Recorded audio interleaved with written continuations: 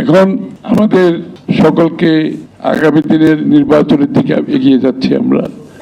আপনারা লক্ষ্য করেছেন নির্বাচনকে বানচাল করার জন্য, বাধাগ্রস্ত করার জন্য, বিলম্বিত করার জন্য সকল ধরনের অপচেষ্টা চলেছে।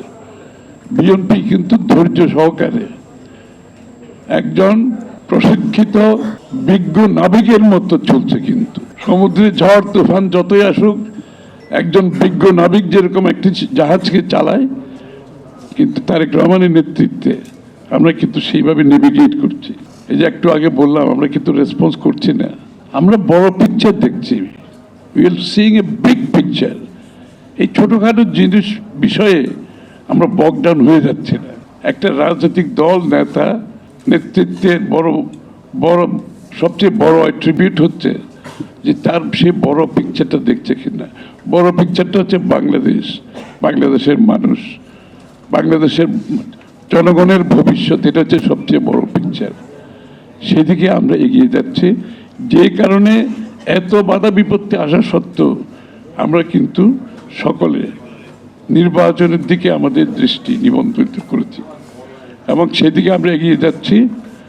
একটি নির্বাচন হওয়ার পরে নির্বাচিত সরকার যারা জনগণের কাছে দায়বদ্ধ থাকে, যেই সংসদ জনগণের দায়বদ্ধ থাকে, জবাবদিহি থাকবে, যতক্ষণ প্রতিষ্ঠিত হবে না ততক্ষণ বাংলাদেশের এই অবস্থা থেকে পরিবর্তন কোনো সম্ভাবনা নেই।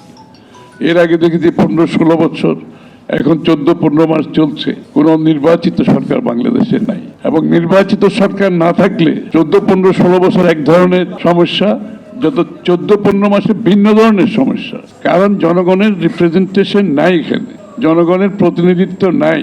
সরকার এখানে, জনগণ নিচে, মাঝখানে ব্রিজটা অ্যাবসেন্ট, মাঝখানে যে সেতু সেটা নাই গণতান্ত্রিকভাবে নির্বাচিত সংসদ সরকার না থাকার কারণে।